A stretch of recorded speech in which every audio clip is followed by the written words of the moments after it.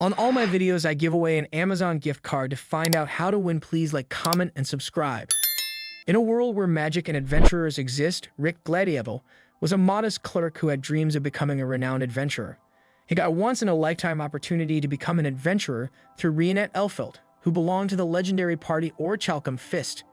2 years later, Rick is ready to take the E rank exams, but is faced with hostility from fellow participants and examiners due to him being over the acceptable age of 20. Rick is left with no choice but to show the world that his training under the 𝐃𝐈𝐒𝐂𝐋𝐀𝐈𝐌𝐄𝐑 has not been wasted, and he has become an invincible warrior.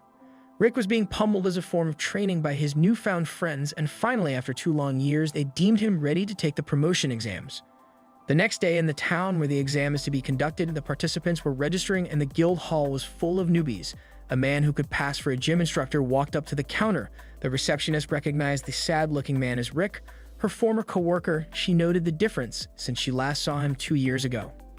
As they were discussing, a drunk warrior walked up to the counter and tried to forcefully grope and harass the lady with his version of red pill alpha male propaganda. Rick stepped in and laid his hand on him like Thor's hammer, causing the man to pass out by just pushing with a little force. His registration went without any other issues. After the issue was resolved, Rick got his ticket and an additional good luck prayer to go along with it. However, he began to freak out because he thought he picked an unlucky number. As he stepped out, he met with Recap, a dark-skinned elf with huge plots. They then went to get his height and age measurements taken and his magical energy output reading measured, which he was expecting to fail woefully. The magical measurement was ongoing with the results of other people reading like a delinquent's test result. Meanwhile, at the guild hall, the participants found out that the passed-out Alpha Knight was a former A-rank adventurer wanted for assault. Justice was served. It soon got to Rick's turn and he got an F-, which made everyone laugh at him, but as he stepped away from the crystal, it broke. Next, they went to measure the strength of his blow with a slime bag. This made Rick remember his hellish training of 50,000 punches a day. Rick then watched the other participants take their tests and observed their techniques. As he stepped up for his turn, the examiner pointed his age and low magical output, but his resolve did not fade due to the training he underwent for the past 2 years. His punch destroyed the slime bag and it exploded like a sack of grains. The next task was defense magic, which he blocked like a talented mage even though his magic was subpar. This caught the attention of first-class knight Sylvester Elsernia, who was surprised that an F-rank adventurer was able to achieve all this. He checked his record and was surprised at his age and previous work experience. After the written test, Rick wondered if he'll be able to pass, but Recap assured him he will. Moments after, the noble young prodigy Freed Diarmut walked up to him and accused him of stealing his thunder at the test. He then started to cry. Just then, his elder sister Angelica came to defend her brother's honor and challenged Rick to a duel, and like every shonen MC without a brain, Rick accepted without even knowing. Angelica set the condition that the loser must act as the winner's servant till they leave the mortal plane. The duel started and Rick was surprised at being able to read Angelica's speed even though she was a second-class knight. After a brief fight, Rick took the one-punch man route and punched a huge hole in the arena. Seeing his strength, Angelica surrendered and tried to leave. Rick then reminded her of her promise, but she ran away like a sore loser. After the battle, Recap then told him that the rest of the team are coming to town to see how Rick was faring. The test results were scheduled to be announced through the medieval version of WhatsApp, and Rick was freaking out like a girl waiting for cheerleading tryout results. Soon after, he found out that he passed. As they exited the building, they were met by Raster Diarmut, the resident noble playboy. He was trying to riz up Recap with his mannerisms and lots of cologne. Rick tried to introduce himself, but he was shot down like an enemy plane while Raster continued his riz, and Recap looked like she has amnesia. Raster tried every trick in the book, but Recap was like a brick wall and every chance was bounced back. Rick then tried to save the day by announcing that Recap was his girlfriend. Then Raster noticed that he was taking the rank promotion test. He then told him that he was a rank and an examiner for the second test. As Raster was about to resume the riz, but Rick had to interject to protect her honor. Raster tried to pull the nobleman and age card, but Rick couldn't care less. As Raster asked Recap to level up unto greater things, Recap grabbed Rick's arm and moved close to him. She then told him that she was in a relationship with Rick, thereby reducing his chances for the second test. Raster executed a shameful but perfect turn and vowed to have his revenge on Rick. Later that night, Raster was moping over his rejection when his siblings Freed and Angelica came to him crying about the commoner that bullied them even though they were the ones in the wrong. When he found out that it was the same person that blocked his chances, he asked for his examining number and decided to plot his sweet revenge. He then had a Joker smile on his face and sinister thoughts in his mind. The next day, Rick was worried whether he'll get Raster. Just then, he was met by 𝐃𝐈𝐒𝐂𝐋𝐀, who introduced himself as his examiner for the second test. The examiner seemed like a chill guy who even admired Rick's courage to become an adventurer at the age of 30. He was even struggling to reach a rank at 40 years. After the introduction, as he was going, 𝐃𝐈𝐒𝐿𝐿 was met by Raster on the stairway. Soon after, a messenger came to the common room and announced that 𝐃𝐈𝐿𝐿 had taken ill and Raster 𝐷iarmut would be the new examiner. Rick shot out water from his mouth in a dramatic manner after hearing that, and the other participants were not helping matters by telling scary stories of him. Rinet then noted that they've met his younger siblings yesterday. The test soon began with Raster pummeling the participants like ground beef, and Rick was freaking out in the waiting room, wailing like a baby who lost his toy. Rinet then tried to boost his confidence by giving him logical points on why the fight might actually go different from what he imagined. Although she did all that kneeling down like an old Japanese woman, it worked. But before they went to the arena, suspicious mage met them and tried to read Rick's fortune. However, it turned out to be free to use teleportation magic to send Rick to where some 𝐷iarmut guards were waiting behind the testing site.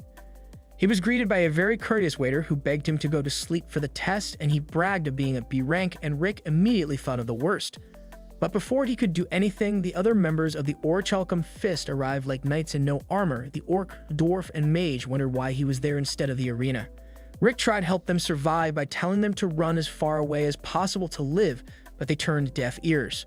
The first guard swung his sword and it broke on the orc's skin. Instead of reacting, the orc began to analyze the technique used and how he could be better. The guard decided to swing his fists, but his fist was crushed with ease. The orc then healed the mangled hand and then proceeded to give him tips on how to better his magic. The dwarf then decided to test out his new invention, the assault rifle that an American would approve of.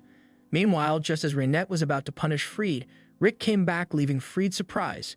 Soon after he arrived, the former examiner 𝐃𝐈𝐿𝐿𝐿 came into the room and explained what Raster did to him. This strengthened Rick's resolve, and he swore to avenge him. At the test arena, there was a certain peculiar individual named Adolf. He has the ability to see the scores of other people's 4 foundation faculties and determine their class. He even showed proof by judging the fight about to happen. He judged that the new examiner, Raster, was of sufficient strength to defeat most of the examinees. Just as he was scanning, he saw Rick in the crowd and scanned him, and the result made him almost go blind. Rinet was looking for seats for herself when she was approached by Elisa, and they had a plot off, but they settled to cheer Rick on. She then spotted her teammates, and they both went to sit with them. Rick walked into the arena with his teammates cheering him on, including his former co-worker Elisa. Elisa was worried about how Rick would fare, but his teammates assured her that there will be no issues. It would be as easy as taking candy from a baby. The exam began with both of them exchanging words before fighting. Raster began the fight by firing an ice shot, but Rick was unfazed. He calmed himself and went back to his training. He decided to follow Rinet's advice and observe his opponent before attacking. Raster then continued with level 3 fire attacks, but Rick wasn't moved. He just continued observing his opponent. Raster continued to bombard with attack after attack that threw Rick into the air and almost destroyed the arena, but Rick was not fazed and continued to deflect it. Raster then decided to switch to punches and speed, but their knuckles connected, and the punch was deflected and pushed back by Rick. Rick then concluded his observations and decided to attack. Raster then decided to use his level 3 fire magic with full incantation. Rick blocked the level 3 fire attack that Raster launched, but Raster was still cocky. Just as he was about to launch another, Rick attacked first and forced Raster to defend. However, Raster refused to acknowledge Rick's power. After a bit of talk no jutsu where Rick talked about his extreme training for the past 2 years and his dreams too, Raster used a level 7 magic with no incantation to conjure up tree roots which bound Rick tightly to a spot. Raster then used his ultimate magic to cover himself like Iron Man but with wood to form a wood golem that left the spectators scared, but his siblings were cheering him on. He then launched an attack and Rick countered with a level 1 air shot. They clashed like 2 one-piece pirates with Haki, and Rick's air shot basically obliterated the golem. With this, Rick defeated Raster, leaving him unconscious. The battle left all the warriors in the stand surprised, but it was expected for his teammates. After the battle, he was met by his teammates and former worker who congratulated him. As they were about to leave, he saw Raster and his siblings leaving the hall and walked over to give him some advice. Raster then promised to be his examiner at the next promotion exam and win. He then left with his siblings running after him like puppies. After the battle, Rick was waiting in the guild hall for the results of the exam. He seemed calm, and Rinet commented how he hasn't freaked out like the last time. Rick acknowledged that he has grown stronger and reminisced about his journey from a kid to being Rinet. He always woke up every morning expecting his skill to turn up, but year after year it showed no sign of manifesting, even though he was one of the people who had the rare markers. He even practiced every night to see whether his power would show up. but they never did. After waiting for years, he decided to take a job as a receptionist at the Tiger Road Guild. As a receptionist, his parents were happy that he got a stable job, and his mother cooked him a feast to celebrate. His life soon became full of paperwork and working for other adventurers, but he never gave up his dream and still hoped that his skill would manifest one day. He watched as the adventurers were getting promoted, and he was stuck doing the same job for 14 years, and although his income was stable, he was not happy. On his 30th birthday, he laid in the park thinking about his life. He then heard a shout nearby and went to investigate. He soon came face to face with a giant troll. As he was about to shield a bystander from dying, the stranger in turn saved his life by dicing the giant troll like beefsteak. She then introduced herself as Reinette, an adventurer. Soon after, Rick walked with her and thanked her for saving his life. They then exchanged names and asked whether she was B rank, but she exceeded his expectations by telling him that she was S rank. He tried to fish for adventurer advice and asked whether he had a shot at being an adventurer while being old, but Reinette gave him unbiased advice like she was a judge on the Got Talent show, where Rick just failed as he had none. However, Rick did not let that get him down. He faked an upbeat mood and jokingly asked her on a date. Reinette agreed, which surprised him. They agreed to meet the next day for dinner. The next day, Rick was in a great mood and his coworkers were surprised, but as he skipped home like Little Red Riding Hood to prepare for the date, he heard shouts of monsters and blamed his rotten luck that this had to happen on the day he was to go on a date. He saw Reinette hunting them mercilessly with her ruthless technique. She continued dispatching the monsters without much stress, and Rick was surprised at her strength. Just then, Reinette fell back in fear as she noticed the dragon in the distance. They were about to be attacked by other lurking monsters, but other adventurers arrived to fend off the rest of the monsters. They executed a flawless combo attack that could have been in a Mortal Kombat game. As they were fighting, Rick held Reinette in his arms and she told him that there was a dragon nearby. Just as he was being a doubting Thomas, the dragon flew and landed in front of them, scaring them out of their pants with just one sideways look. They tried to run away, but the dragon put up a barrier closing them inside. Just as they were contemplating what they've done with their lives as they were trapped inside a barrier dome with a dragon, Rick, scared and shaking, walked up to the dragon and launched a stone at it, giving the other adventurers courage to fight too, but they were pushed back by the dragon's fire breath. Despite that, Rick wouldn't give up. He emerged from under a pile of rocks like a vampire escaping and stood like he was possessed by Kurama. As he moved again, the dragon stomped on him. Just then, Rick acquired his skill and he was flowing with so much magic that it was visible to others. Although he blamed his skill for coming very late, he used it to deflect every attack that the dragon fired at him and used his strength to defeat the dragon by punching through its head. He stood triumphantly with his hand in the air like a wrestler. He passed out soon after and woke after 7 days with pain all over his body and Reinette sitting down beside him. Reinette then told him that his dream to defeat Kaiser wasn't just a dream and he could join other like-minded people to pursue the Akashic Records, offered him an invitation to her party or Chalcom Fist. Rick could only cry like a newborn babe while being happy. The day ended with Rick collecting his adventurer's badge and wondered what his future held for him. He then took the popular anime MC pose and his younger self was happy with him. After getting discharged from the hospital, Rick invited his former examiner who got beat, Lynx, to his party's castle. Lynx initially thought he had gotten lost as he had no idea where he was. He soon came to a castle with a menacing look and lots of spires and towers and mistook it for the Demon Lord's castle. After knocking, Rick opened the huge door to reveal a beautiful interior filled with flowers like a Disney castle. On their way from the gate, Lynx asked him why he insisted that he wore full-body armor, and with all seriousness, Rick told him it was because he wanted him to leave alive. They entered the castle and was greeted by Reinette and a young girl who Lynx thought was around his daughter's age, but he was immediately proven wrong when the girl launched a level 6 lightning spell without incantation at Lynx, but Rick deflected it with his bare hands. Lynx was just thankful that he was alive. As punishment, Reinette decided to remove the cost of repairs from her allowance. She then began to grovel like a proficient beggar. Soon after, Lynx saw Mizet in his workshop in a distance and went to keep him company. He strolled to Mizet's workshop and saw him tinkering with a rocket launcher with a very long name. He was amazed at the attack potential and the possibilities in war. After he left there, he wandered into the library of the orc Browston, who was reading a book in silence. Browston invited him into the library and Lynx offered to take a lesson from him.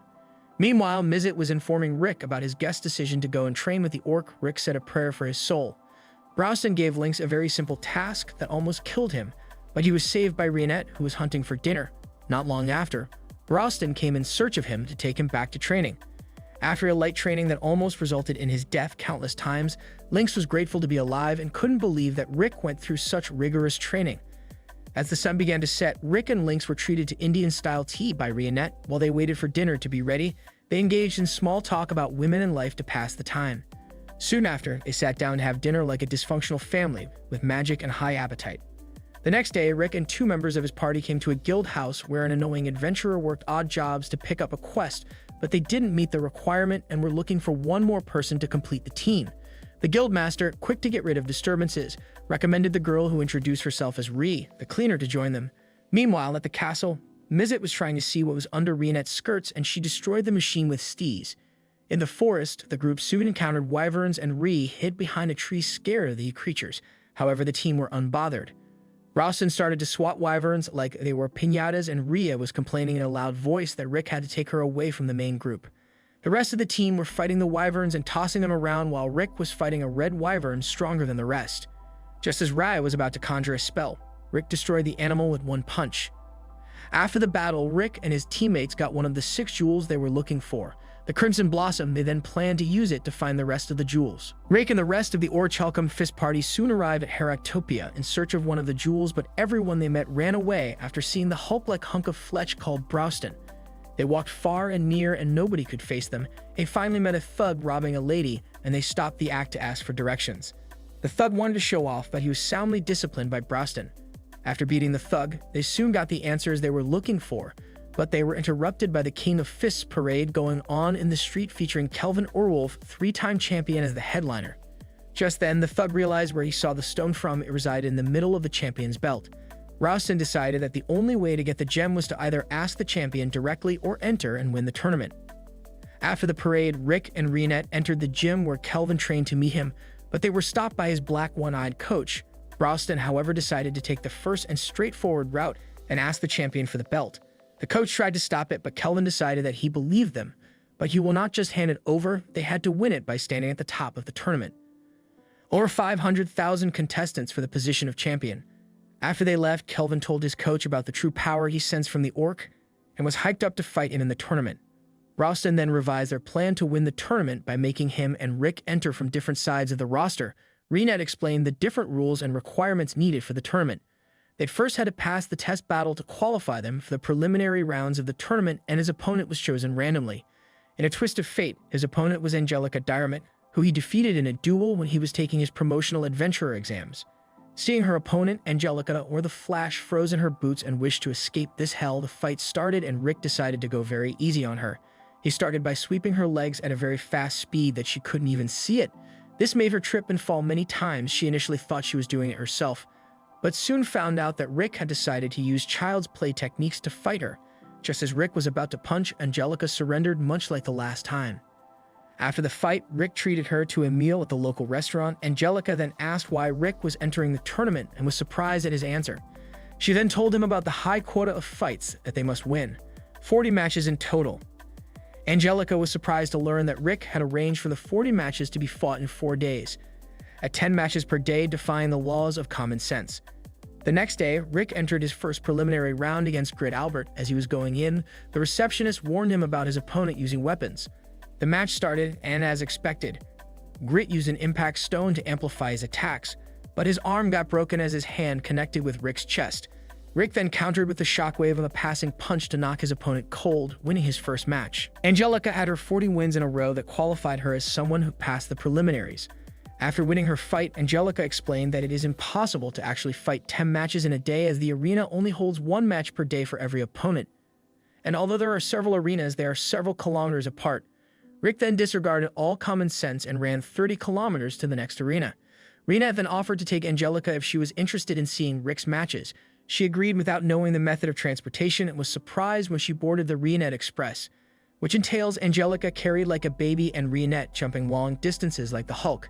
As she got there, Angelica was in no state to watch his match, and Rick was mad at himself for pummeling someone into the ground. He vowed to work on his going easy battle arts. He immediately took off to the next arena while Rionette and Angelica were going by Hulk jumping. He made 10 trips in a day and won all the matches. After 4 days, Angelica was really amazed that Rick could finish all 40 matches in just 4 days. She was relieved that she won't be in the same block as Rick, but once she learned that Browston was competing, she lost all hope of winning. Angelica then asked Rionette if she was not bothered by people assuming that her and Rick are lovers. However, she was not expecting Rinette to like the assumption. Just then, the restaurant manager came to meet them and bowed his head in old Japanese tradition to beg the ladies to help him fill in for the part-time workers as they aren't enough. Just as Rick was coming back from his jog, he was met at the pub entrance by the chairman of the Western League Management Committee, Snake Resurrect, who came to congratulate him on being the fastest qualifier of the Western League preliminaries. After a brief word with him, Snake wished Rick all the best and for him to pass a message to Angelica, and he entered his wagon and left. Later that evening, Angelica and Rinette were decked in bunny outfits and were promoting bets for the tournament. One of the 4 men around tried to harass the ladies working, and he made fun of Angelica's washboard plot surface. Justice was swiftly executed by her and Rinette to the tune of a swollen face. Rick found them just as they finished beating him, and while he could care less about Angelica, there were stars in his eyes as he saw the outfit on Rinette, but she was oblivious to how she looked in the outfit. Later that night, the coach and Kelvin were in the gym office reading about Broston and Rick and their exploits in the papers. This got Kelvin all hyped for the tournament. He reminisced about how the coach found him before he was trained to be a champion. The next day, while they ate breakfast, Angelica was quiet about the events of yesterday, and she became much quieter after Rick mentioned that Snake came looking for her yesterday. She denied ever knowing such person and continued her meal. Later that day, the Block League to determine the tournament participants began with the first match in Block A from Angelica and another participant named Helen. The fight ended with Angelica winning. Rick also won his fights without wounding an opponent.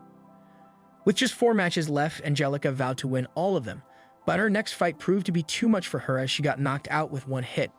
Rick tried to talk to her after the match, but she refused, although after much nagging from Rick, she agreed and told him the real reason. She explained that Snake was actually her fiancé and he helped her family when they went into debt.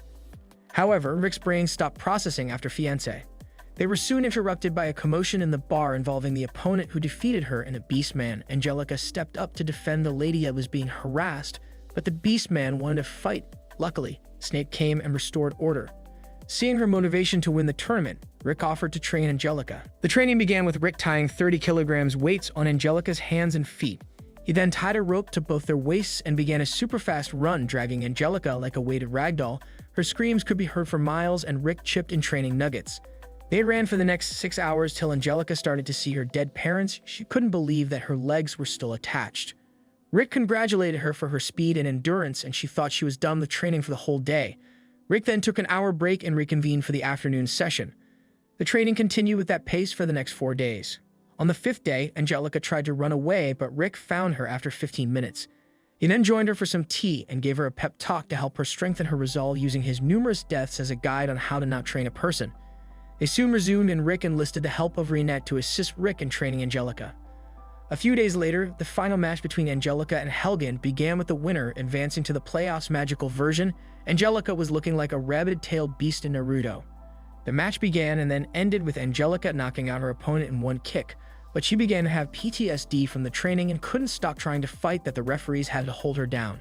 After the match, Angelica was sad that the townspeople already see her as a beast who can attack at any time. Mizet and Aliceret arrived and came to see Rick. Rinette inquired of the rumors. They went to investigate, but it was all false. Soon after, Broston arrived and the waiter then served the team dinner. Everyone had dinner while Broston brought the rest of the squad up to speed on their plans in the tournament. The next day, the tournament began with the match-ups decided by an impartial lottery. The opponents were soon decided for the first round. After the introductions, Kelvin met with Rick and Broston and congratulated them for making it far. The tournament soon started with 𝐃𝐈𝐒𝐂𝐋𝐀 and his opponent squaring off. His opponent tried every punch and kick in his arsenal, but he couldn't land a critical hit. 𝐃𝐈𝐒𝐂𝐋𝐀, however, was just chilling and feeling zero pain after the disturbance from his opponent. He landed a straight punch that hit his opponent square on the face, winning from a 1-hit KO to the loud announcement and his standoffish attitude. The other matches also went as expected, with Angelica, Rick, and Broston winning their matches. The final match began with everyone wanting to know what the champion is made of. They noted that his reaction speed is phenomenal. Just as they were talking, the champion took a hit and fell to the ground. After shouts from the audience got him up, Kelvin landed a screamer, and the match ended with Kelvin winning, and the matches for round 2 were set for the next day. The next day, Snake came to meet Rick to sit with them and observe the match. Meanwhile, Angelica is all pumped up for the fight. The second round started with Angelica fighting 𝐃𝐈𝐒𝐂𝐋𝐀. Her initial attacks did not work, but she used the result of her training with Rinette and scored a cut along 𝐃𝐈𝐒𝐂𝐋T's abdomen. After getting cut, which surprised everyone, but Rick was happy about it while Snake was not. Meanwhile, Rinette and Rick were remembering the type of training that Angelica had to go through to be able to achieve that cut. She then began slicing him at different angles, which made him become serious.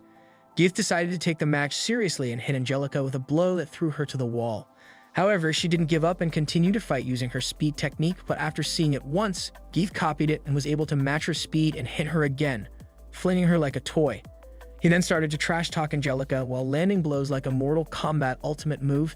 𝐃𝐈𝐒𝐂𝐋𝐀 decided that this was a good time to run in-game analysis and give us a little backstory about his adopted sibling 𝐃𝐈𝐒𝐂𝐋𝐻. He was a genius prodigy who was born with every talent necessary for combat. It was also the cause of him retiring at a very young age after just one spar session. Meanwhile, Angelica stood up still determined to fight. 𝐃𝐈𝐒𝐂𝐋𝐻 then decided to break her and started punching her repeatedly until her vision was bloody and everyone in the arena was quiet. Still, she wouldn't stay down. He grabbed her by her hair and her mind was still on victory. He got angry and decided to unilever her, but before he could slash her, a shoe came flying and knocked his hand off course, narrowly missing her face. The commentator announced the winner, and when 𝐃𝐈𝐒𝐂𝐋𝐻 checked what made him miss, he looked back and saw Rick boiling like a kettle plugged into a socket. After the match ended to his victory, 𝐃𝐈𝐒𝐂𝐋𝐻 saw that it was Rick that threw the shoe. He tried to fight Rick, but Rick decided to wait till their fight tomorrow. He then went on to win his second round with just one blow. Meanwhile, Broston and Kelvin also won their second rounds, leading to the semifinals of the tournament. Later that day, Angelica met with Rick after she left the healing tents and apologized for losing while crying, but Rick also blamed himself and told her not to blame herself and watch as he shows her the true essence of training in his next match. The next day, the fight between 𝐃𝐈𝐒𝐂𝐋 and Rick began with 𝐃𝐈𝐒𝐂𝐋 taunting Rick about Angelica and he couldn't hold himself. Rick dealt the first punch, bringing 𝐃𝐈𝐒𝐂𝐋 to his knees. He got up and charged at Rick, but Rick turned his momentum into damage for 𝐃𝐈𝐒𝐂𝐋. The fight continued with 𝐃𝐈𝐒𝐋 taking the match seriously and using magic, causing Rick to mope like a baby. The crowd was quiet and Snake was sure that 𝐃𝐈𝐒𝐂𝐋 would win, but Brosnan said otherwise. After a while, 𝐃𝐈𝐒𝐋 began to tire while Rick hardly took any damage. Rick then started to give 𝐃𝐈𝐒𝐋 a teacher-student lesson even as he deflected 𝐃𝐈𝐒𝐋's attacks. This caused 𝐃𝐈𝐒𝐋 to get angry and enter Berserker mode Dragon Inversion. Seeing as he can't win with his current level, he took it up a notch and began dealing blow after blow to the half-dragon who couldn't see his opponent as he was moving really fast. Rick then went on to win the match with a deciding blow that made the arena erupt in screams of more. The commentator happily announced Rick as the winner of the bout and 𝐃𝐈𝐒𝐋 was carried out on a stretcher. Angelica thanked him for showing her the true meaning of training and the rewards from it, and vowed to surpass even Rick's abilities in the future. Snake was calm for a man who just lost a huge amount of money and a wife, and he happily conceded defeat, even though he had looked forward to marrying Angelica. Meanwhile, the second semifinal match between Kelvin and Brosnan was about to begin. The match began with Kelvin launching a series of blows, but he was pushed back with just one blow from Brosnan. He dodged the blow, and the aftershock raised a huge cloud of dust in the arena. Kelvin dubbed Brosnan the most powerful enemy he had ever faced, and they ready to attack again. However, just as they were about to continue, 𝐃𝐈𝐒𝐋 broke the wall, jumped into the stands in front of the spectators, and went on a dragon rampage, attacking everyone he could see. He even held some humans as hostages. However, before he could do any major damage, Kelvin knocked him out cold with one blow, and Renette commented that the champion might be in the same category with Rick or just about to enter the threshold. The match was then postponed till the next day due to some spectators getting injured from the rampage. Just before they went their separate ways, Brosnan told Kelvin that he noticed hesitation in his punches and Kelvin's face contorted into a frown. Soon after, Rick went jogging to the next town, 600 kilometers away, and was single and pervy as even mountains reminded him of plots, and found Kelvin training by smashing huge rocks into smaller pieces, making it easy for future miners. They had a light sparring session and assessed each other's skills. Afterwards, Rick asked him why he was unserious in his previous matches and kept getting hit. Kelvin then went on a character monologue and told him of his experiences growing up in the slums and then coming to Heractopia to fight. After winning 2 tournaments in a row plus his record of KOing every of his opponent in under a minute still stood, he was suffering from success. He soon found out that his matches were getting too boring for the audience as it was ending too early. He then decided to play the role of a fighter who gets beaten, while also maintaining his winning streak. After hearing his story, Rick assured Kelvin that he will definitely eat his words after his match with Brosnan. The next day, the semifinal match resumed with safety measures in place for the spectators. The match resumed with Kelvin throwing his usual machine gun bullet combos like the day before, but it did not faze Brosnan a bit. The choreography began and ended with a dusty column formed because of Brosnan's hands. However, Brosnan discovered that Kelvin was not fighting at full strength due to the fans, the same reason he had yesterday. He then decided to reciprocate and fight him with just 2 fingers and not move his feet. The match continued with Brosnan catching Kelvin's attack with just 2 fingers. In the same breath, he threw him on the floor and hit where he landed, all without moving his feet from one position. He blocking every blow and even throwing Kelvin with just 2 fingers. Just as he stood up, his coach caught on to his tactics and gave him a proper shouting like a Chinese mother punishing her kid. Kelvin then decided to go all out and the fought to their heart's content.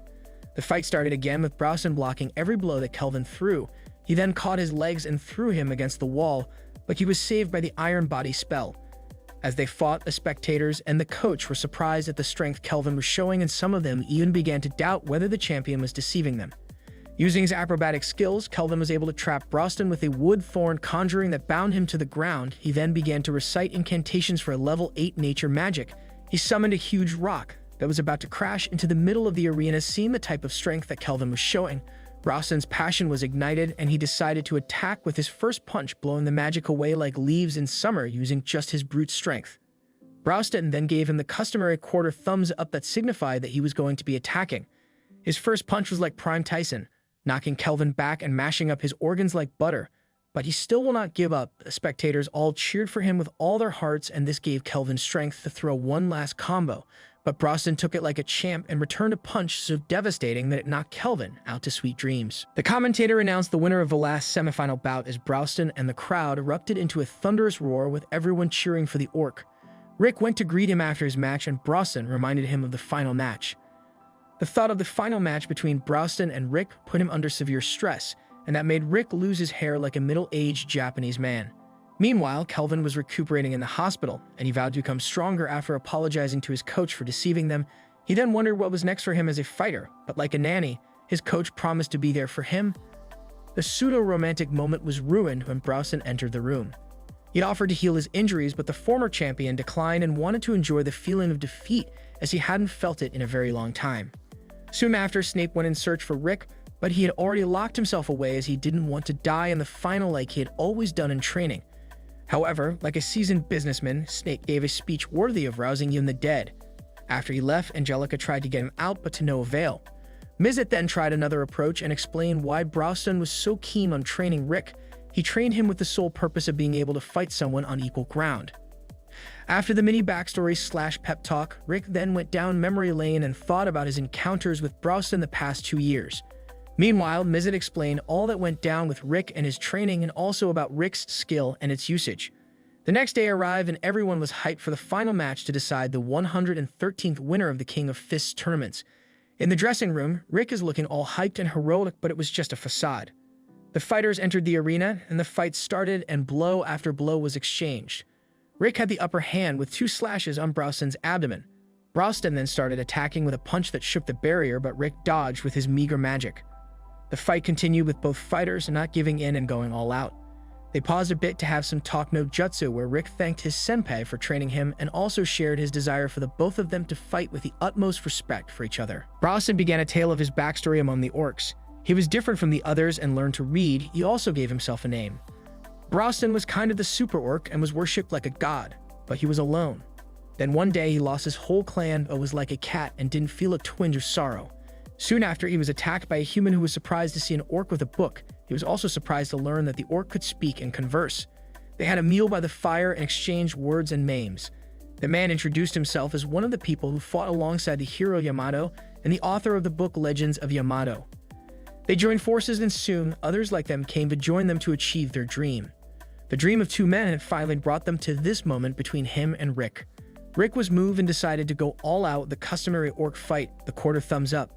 Browson was moved and they began to exchange blows like madmen. The blows continued till the magic barrier couldn't withstand it. Mizet then teleported everyone away so that they won't be affected, while the party and a selected few stayed behind. Rick was knocked down, but he stood back up like a champ to continue. The fight destroyed the arena and left Rick down on the floor. But Rick wouldn't give up, and he activated his inborn skill, Reckless Soul, that allows him exceed his limits and go plus ultra. The fight then resumed with both of them surpassing their limits but still fighting. The fight ended with people wondering who won, but when the smoke cleared, both of them were standing all bloody like new Spartans, but they both fell afterwards like dominoes. Rick awoke after 3 days in a room with his friends around him. He wondered why the belt was with him, but Browson admitted defeat like a pro, and he thanked all his teammates and then took the second jewel, Sovereign's Gold, and Renette replaced with a suitable substitute. Soon after they prepared to leave, Angelica informed Rick that she will be training with Broston, and Rick decided to take his usual method of travel, jogging. Thank you for finishing this journey of friends, warriors, and camaraderie with us. If you enjoyed this story, don't forget to visit our channel, subscribe, and turn on the notification bell so that you don't miss any of our new stories.